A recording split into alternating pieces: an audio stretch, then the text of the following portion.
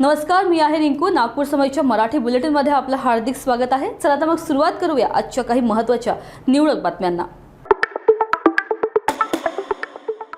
बीड जिल्ह्यातील आष्टी आणि वडवणी तालुक्यात एक फर्जी विवाह रॅकेट कार्यरत असल्याचे समोर आले आहे. या रॅकेटद्वारे विवाहाचे आमिष दाखवून युवकांकडून लाखो रुपये उकळण्यात आले. पहिल्या प्रकरणात कारखेल बुद्रुक गावातील एका तरुणाकडून विवाहाच्या मध्यस्थीच्या नावाखाली सुमारे 5.5 लाख रुपये घेण्यात आले. मात्र लग्न झाल्यानंतर वधूनं एकत्र राहण्यास नकार दिला. या घटनेनंतर अंभोरा पोलीस ठाण्यात गुन्हा दाखल करण्यात आला आहे. दुसऱ्या घटनेत वडवणी तालुक्यातील एका ऊसतोड मजुराने 3 लाख रुपये देऊन विवाह केला, पण विवाहानंतर केवळ 2 दिवसात नवविवाहिता पत्नी फरार झाली. बीड पोलिसांनी तातडीने कारवाई करत दोन्ही प्रकरणांमध्ये 7 आरोपींना अटक केली आहे. पुढील तपास सुरू असून या रॅकेटमध्ये आणखी कुणाचा सहभाग आहे का याची चौकशी केली जात आहे. बीड पोलिसांनी नागरिकांना इशारा दिला आहे की विवाह जुळवताना पुरेशी चौकशी व खात्री करावी, अन्यथा अशा फसवणुकीचा शिकार व्हावे लागू शकते. बुलढाणा जिल्ह्यातील खामगाव शहरात प्रतिबंधित गुटख्याची तस्करी दिवसेंदिवस वाढत चालली आहे. मात्र यावर आता शिवाजीनगर पोलिसांनी मोठी कारवाई करत 26,28,000 रुपयांचा गुटखा जप्त केला आहे. शिवाजीनगर पोलिसांना गोपनीय माहिती मिळाली होती की अब्दुल हमीद चौकात एक बोलेरो पिकअप मधून गुटखा आणला जात आहे. या माहितीवरून पोलिसांनी तात्काळ कारवाई केली. पोलिसांनी छापा टाकताच वाहन चालक घटनास्थळावरून फरार झाला. वाहनाची झडती घेतली असता तब्बल 26,28,000 रुपयांचा प्रतिबंधित गुटखा आढळून आला.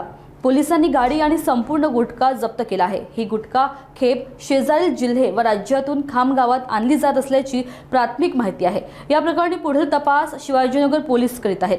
खामगावमधील ही कारवाई म्हणजे गुटख्याच्या तस्करीवर पोलिसांनी दिलेला मोठा दणका मानला जात आहे. आता पुढील तपासातून अधिक धक्कादायक माहिती समोर येण्याची शक्यता आहे.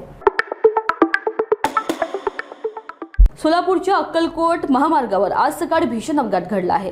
वडसंगजवळील कर्जाळा गावाच्या हद्दीत पुण्याहून अक्कलकोट देवदर्शनासाठी निघालेली ट्रॅव्हल्स बस थांबलेल्या ट्रकला जोरदार धडक दिली.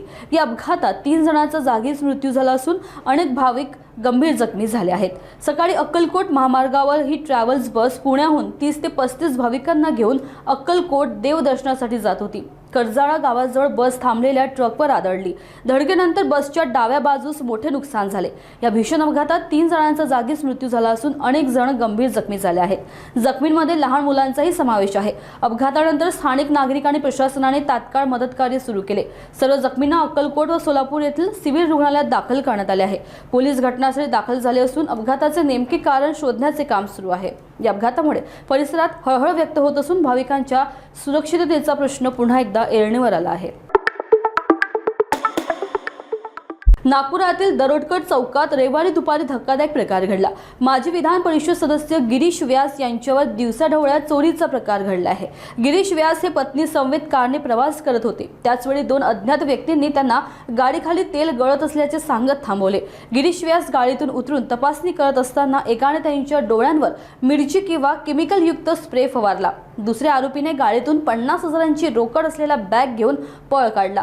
घटनेनंतर व्यास यांनी तात्काळ लकडगंज पोलीस ठाण्यात तक्रार दाखल केली. पोलिसांनी सीसीटीव्ही फुटेज तपासणी सुरू केली असून गुन्हे शाखाही तपासात सहभागी झाली आहे. या घटनेने नागपूर शहरातील कायदा व सुव्यवस्था पुन्हा एकदा चर्चेत आली आहे. दिवसाढवळ्या भीडमध्ये झालेली ही चोरी गंभीर चिंता वाढवणारी आहे.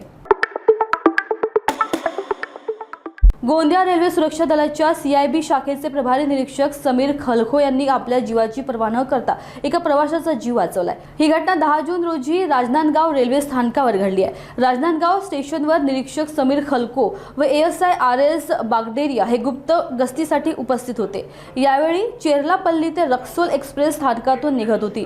चालू ट्रेनमध्ये चढण्याच्या प्रयत्नात एक प्रवासी असंतुलित होऊन ट्रेन आणि प्लॅटफॉर्मच्या दरम्यान लटकत होता. क्षणाचाही विलंब न करता निरीक्षक समीर खलखो यांनी धाव घेत त्याला ओढून सुरक्षित बाहेर काढले.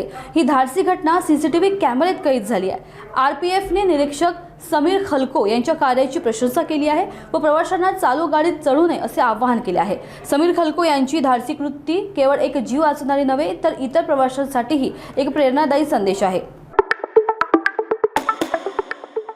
आजच्या बातम्यांमध्ये एवढंच. आणखी ताज्या व विश्वासार्ह घडामोडींसाठी बघत रहा नागपूर समय. पुन्हा भेटू लवकरच. तोपर्यंत बघत रहा नागपूर समय. धन्यवाद.